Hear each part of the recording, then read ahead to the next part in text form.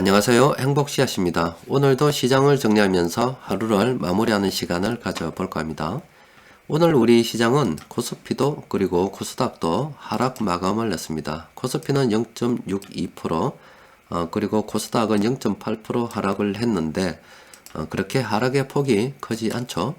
또 그리고 오늘 아시아 증시 그리고 영상을 녹화하고 있는 이 시간에 유럽 주요국 증시를 보면은 그렇게 크게 상승하지도 않고 그렇다고 해서 그렇게 하락하지도 않는 상태, 즉 보합권에서 움직이고 있다 이렇게 보시면 되겠습니다.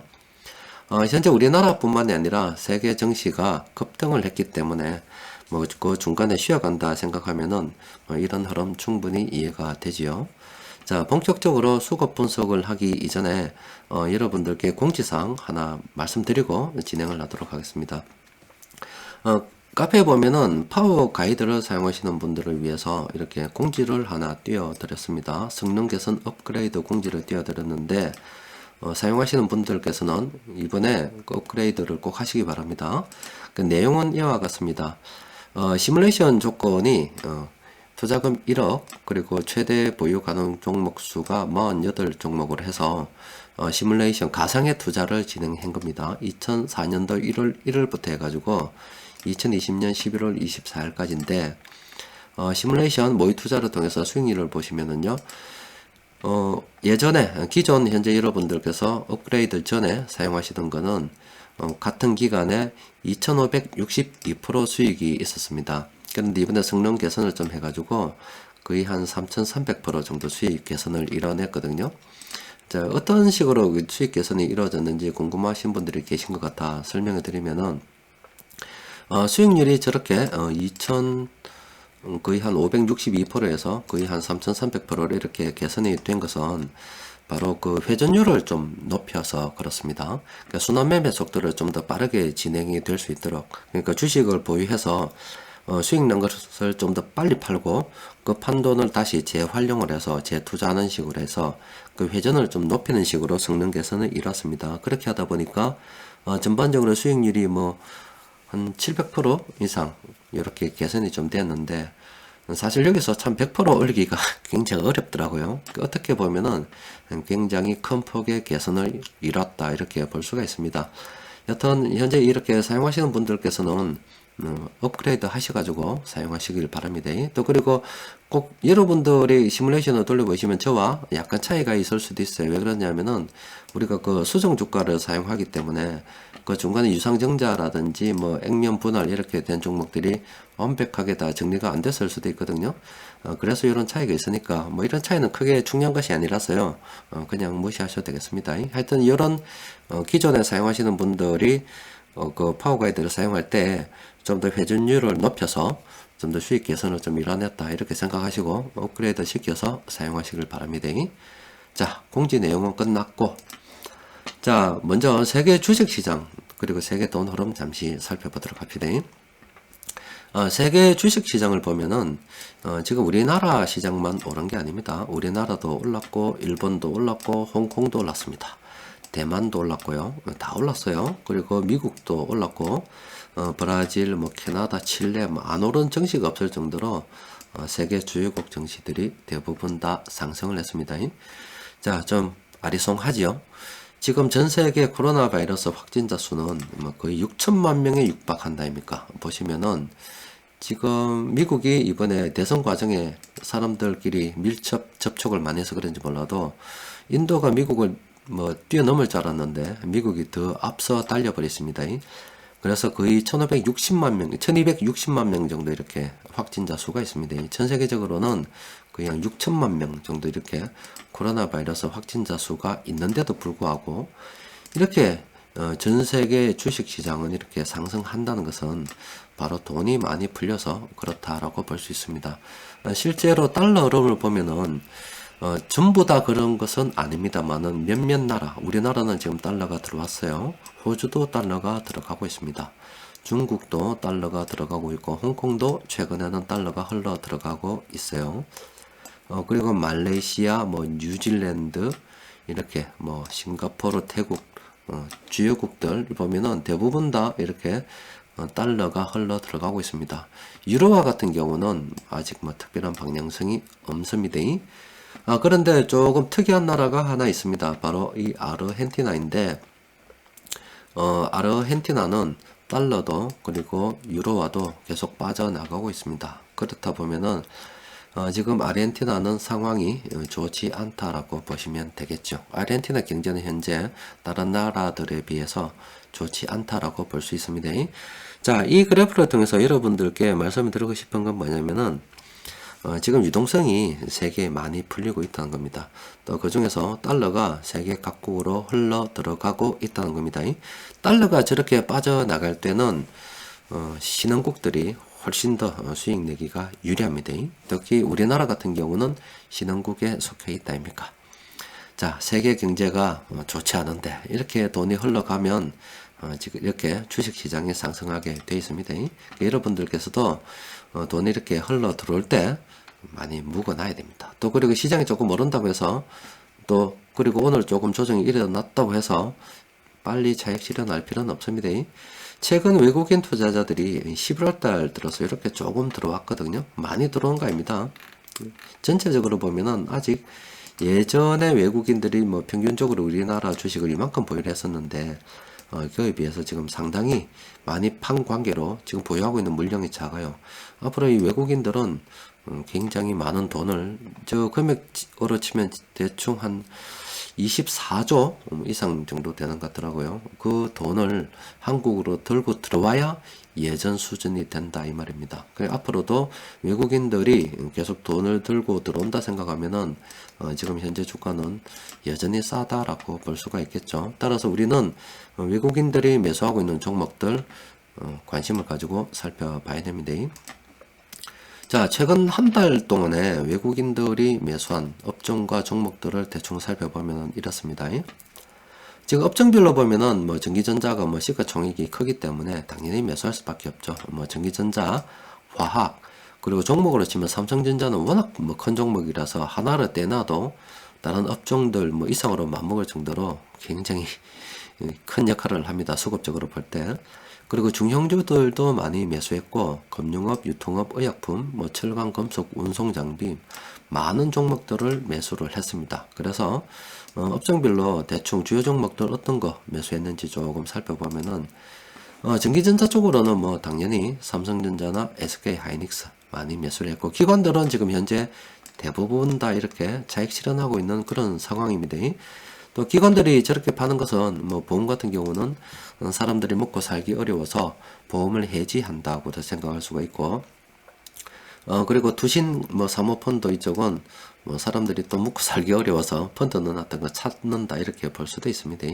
여튼 기관들은 현재 뭐 이렇게 수급이 좋지 않은데 이 기관들 역시 기관들 의지대로 투자하는 게 아니라 개인들의 돈을 맡아서 투자하는 거기 때문에 개인들이 환매 요청을 하게 되면 저렇게 팔 수밖에 없어요. 어떤 면에서는 기관들이 저렇게 파는 게 기관 의지대로 파는 거라 해서 뭐 기관이 차익 실현해 가지고 뭐 이렇게 생각할 수도 있지만 주가가 조금 오르니까 개인들은 조금 올라도 좀 차익 실현하려는 그런 욕구들이 있거든요.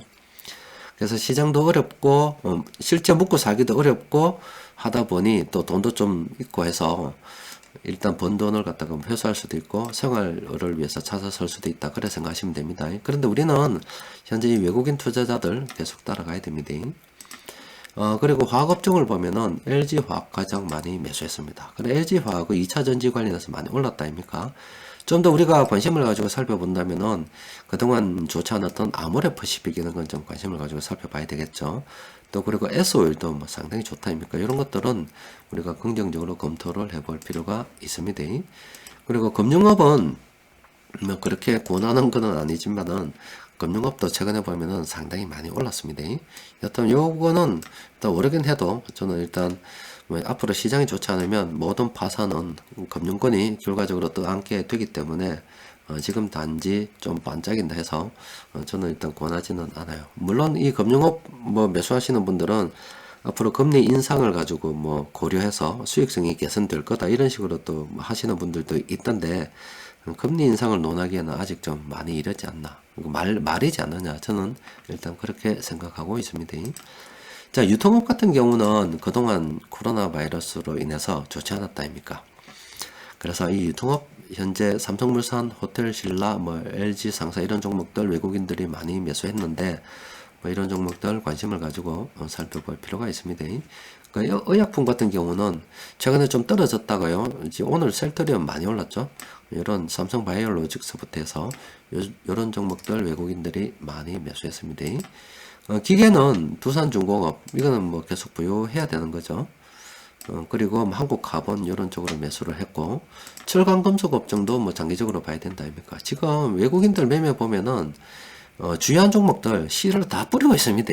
외국인들이 앞서 말씀드린 것처럼 최근에 한 7조 정도 들어왔나요? 뭐 일단 이렇게 매수했는데 예전에 이렇게 보유했던 게 비하면 거의 한 24조 이상 더 매수를 해야 되기 때문에 저 외국인들이 현재 매수하고 있는 업종들, 종목들 앞으로 계속 관심을 가질 필요가 있는 거고 또 외국인들을 보면은 앞으로 시장이 괜찮아질 거로 예상해서 그런지 몰라도 이렇게 주요 종목들 다 매수하고 있습니다. 기계업종도 포스코부터 시작해서 뭐 고려, 아연, 현대제철 이런 종목들 계속 매수하고 있습니다. 그리고 운송장비 쪽으로 지금 만도, 현대모비스 이런 종목들 그리고 조선주 쪽으로는 한국조선해양 이런 종목도 현재 외국인들이 매수를 하고 있어요. 코스닥에서는 휴재를 가장 많이 매수했고 오스템 임플란트 예전에 좀 많이 떨어졌는데 오스템 임플란트도 많이 매수했습니다. 그리고 건설업 쪽으로도 외국인들이 많이 매수했는데 건설업은 외국인들이 다 매수했습니다. 자, 그런데 여러분들 지금 최근에 경기가 어렵잖아요. 어려운데 건설업 부도 났다는 소식 들어본 적 있습니까? 없지요. 자, 왜 그러냐면은 건설업이 지난 그 박근혜 정부 때 그때 우리 경기 부양을 시도했습니다. 그때 돈도 많이 풀었고 또 반짝해서 부동산 가격이 올랐던 적이 있다 아닙니까? 뭐 지금 정부 들어서 오른 거하고 좀 차원이 다른데 박근혜 정부 때는 그 돈을 풀어서 올랐어요. 그러니까 이런 거죠. 부동산이 이렇습니다. 정리를 다시 이렇게 전반적으로 해드리면 일단 우리 크게 보면 이런 거예요. 크게 보면은 일단 우리나라 같은 경우 내수가 없습니다. 내수가 없다 보니까 예전에 뭐 1980년대 뭐 아니면 그 이전에부터 우리나라는 내수가 없어서 경기가 조금 안 좋아지려고 하면은 이 건설을 이용해 가지고 이 나라 경기를 떠받쳤다고요. 그래서 지금까지 그게 계속 이렇게 이어져 오고 있습니다. 그런데 예전에 비해서 약발이 좀 작게 묵히는 게 있습니다. 예전에는 우리나라 경제 규모가 요만큼밖에 되지 않았기 때문에 건설업을 갖다가 이용해서 경기 부양하면은 이게 경제에 미치는 어떤 비중이 굉장했거든요. 그래서 약발이 잘 묵혔지요. 그런데 우리는 지금 현재는 예전에 비해서 경제 규모가 이만큼이나 많이 커졌다 아닙니까? 그래서 건설업을 가지고서 경기 부양을 시도한다 한들 예전에 비해서 건설업 이 자체가 규모가 시가총액이 많이 작아졌어요. 경제에 미치는 어떤 한 부분이 작아졌다 이 말이에요. 그러니까 예전에 비해서 일단 약발이 좀 작게 묵히고 있는 그런 상황입니다. 여튼 뭐 하여튼 이 건설을 가지고 우리나라가 많이 했고 그 결과 이 과정에 나라를 누가 미기 살렸냐 하면은 바로 우리 부모님 뭐 여러분들 뭐 삼촌 아니면 뭐 이런 분들 고모 이런 분들이 미기 살렸고 지금 여러분들이 미기 살리고 있습니다. 그게 무슨 말이냐면은 건설업을 통해서 이 건설업이 한번 쭉 일어나면은 일용직도 많이 들어가고 산업 연관 다른 산업과 연관지어서 어떤 미치는 범위가 굉장히 큽니다. 그러면 최종적으로 그걸 뭐 어떤 지고 난 걸 누가 사줘야 될 거 아닙니까? 그걸 사람들이 빚내서 다 떠안아줬다 이 말이야. 빚내서 떠안아줬어요. 그 결과 우리나라 경제는 이만큼 버텨왔고 그럼 그 나라 경제는 누가? 우리가 주위의 사람들이 건설 경기를 통해서 국가 경제를 이만큼 떠받쳐왔다 이 말이에요. 그렇게 대출 부담이 대출을 내서 했는데 너무 커지다 보니까 사람들이 돈을 못 써줘. 그렇다 보니까 월급 좀 더 내놔라 하고 막 싸우고 있는 겁니다. 그리고 지난 이명박 정부 때도 지금 정부처럼 엄청나게 돈을 풀었어요. 왜냐하면 그 이전에 노무현 정부 말 때 금융위기가 왔다 아닙니까? 미국발 금융위기가 왔잖아요. 그러다 보니까 이명박 정부 때도 엄청나게 그때 돈을 많이 풀었습니다. 그런데 이명박 정부 때는 부동산 가격이 떨어졌어요. 그때는 부동산 공급을 늘렸죠. 늘리다 보니까 부동산 가격이 떨어져도 또 그리고 그 이전에 노무현 정부 때 워낙 많이 오른 부동산 가격이 부동산 그때도 뭐 정책을 좀 띨빵하게 하는 바람에 많이 오른 것도 있었고 그렇다 보니까 돈을 굉장히 많이 풀었음에도 불구하고 부동산 가격이 떨어졌습니다. 그리고 지난 박근혜 정부 때 의도적으로 부동산 가격이 좀 올랐죠. 그런데 요 기간에 건설업자들이 돈을 많이 남겨먹습니다.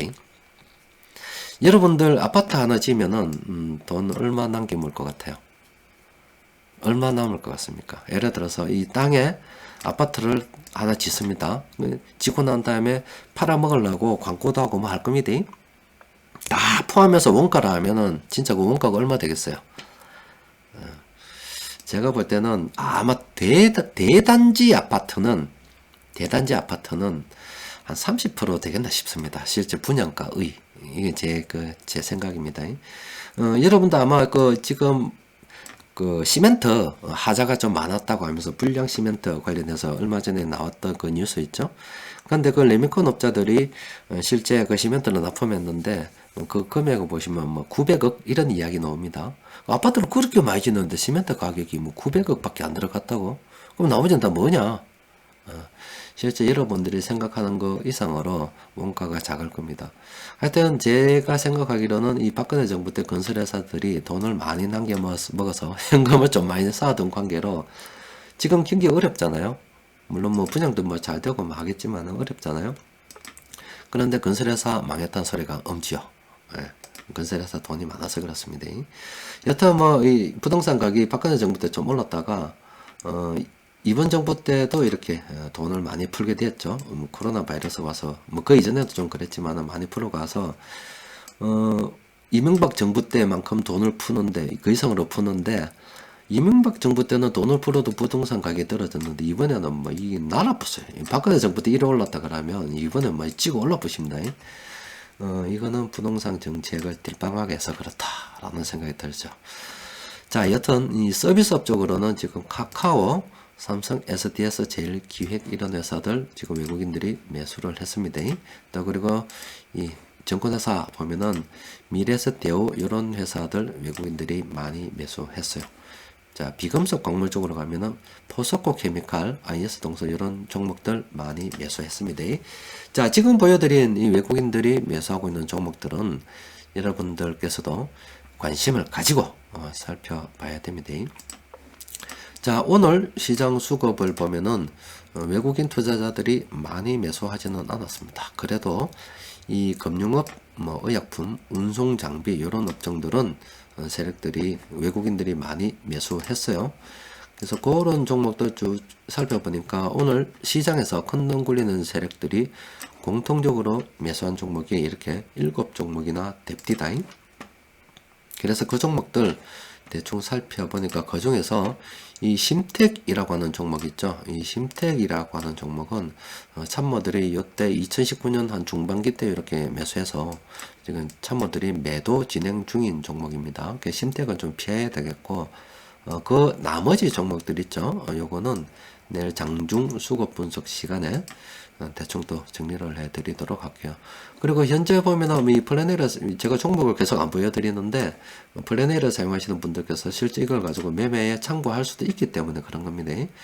그런데 최근 일주 참모들이 매수하고 있는 종목들 몇 가지 한 3종목 정도 봅시다. 지금 보면은 대한항공 참모들이 뭐 무섭게 매수하고 있습니다. 이것들은 좀 긍정적으로 살펴볼 필요가 있겠죠. 그런데 이 대한항공 같은 경우는 예전에도 유상증자 한번 했죠. 근데 이 유상증자 조심해야 됩니다. 그리고 태광산업 참모들이 무섭게 매수하고 있는 중입니다.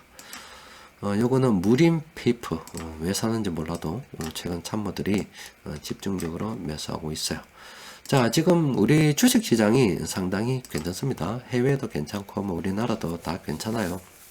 또 그리고 수급적으로 봤을 때 예전에 돈 들어온 것에 비해서 현재 외국인들이 우리나라 그동안 많이 팔았기 때문에 앞으로 투자 여력은 더 있다고 봅니다. 따라서 우리는 안전벨트 단단히 매야 되겠지요.